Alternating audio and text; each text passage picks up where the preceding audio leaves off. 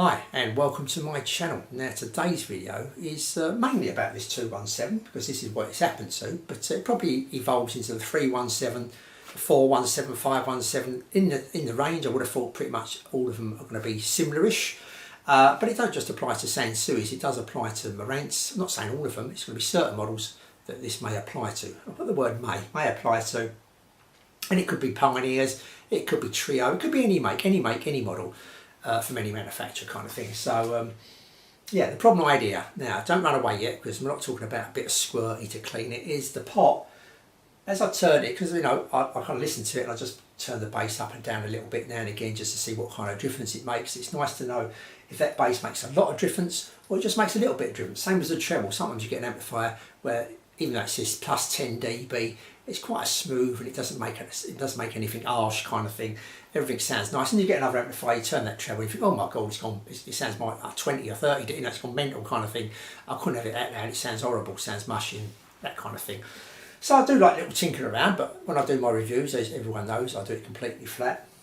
So anyway, give it a little turn. Now I could hear some little crackling, some kind of static kind of noise that you kind of like associate with a dirty pot. So I mean, I had a dirty pot in the Sansui 3.1 receiver, and that took me ages to clean. And I put cleaner in it one day, and it went on for months, and finally it cleared itself. But you know, sometimes it can take ages.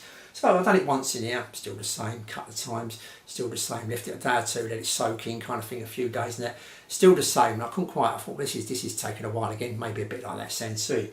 But it wasn't the case because then I decided to take the cover off, and the cover on here, if you just in case you're interested, you've got a 317 or 217. It's fairly straightforward.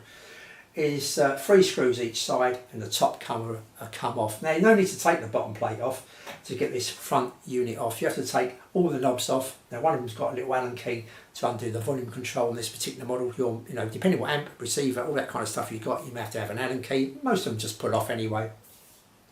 Then, like I say, you've got another couple of screws here at the top and 3 screws at the bottom that hold the front plate on, and you can pull that front plate off, and this is what you'll get.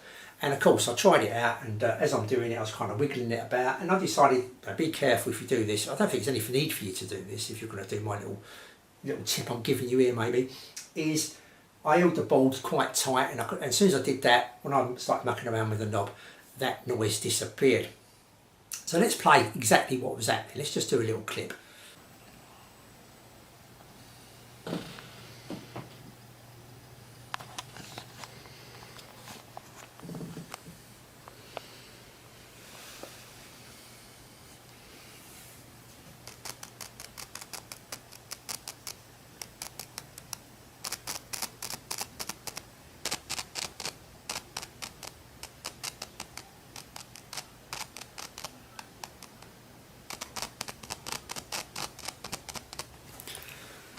Now, I think you could hear that. You may have to turn the volume up a bit when I played that clip, but I think you could hear what was happening. As soon as I was touching this knob here, even with my finger, it was making it like it sounded like it wasn't earthed kind of thing. So it's making that static kind of noise. And like I say, even if you put the knob on anyway, if you had a bit of plastic in there and you started turning it with a bit of plastic insulating your body from it, so you wouldn't get that kind of thing. It's still making that kind of static noise kind of thing.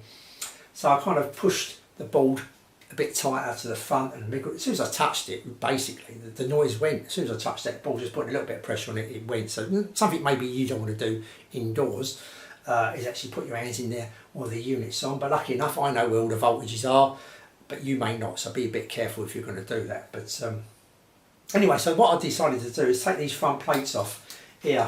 So these just unpick off here on this control here, and what I found is that this nut come undone just a little bit, but enough to be causing that static. It wasn't being earthed properly. That control wasn't being earthed properly. So just probably a quarter of a turn. It wasn't a lot, maybe half a turn at most, but it wasn't a lot. Just turned it enough, and that disappeared completely. I was going to show you a video of that. I always do that. Let's show you the video.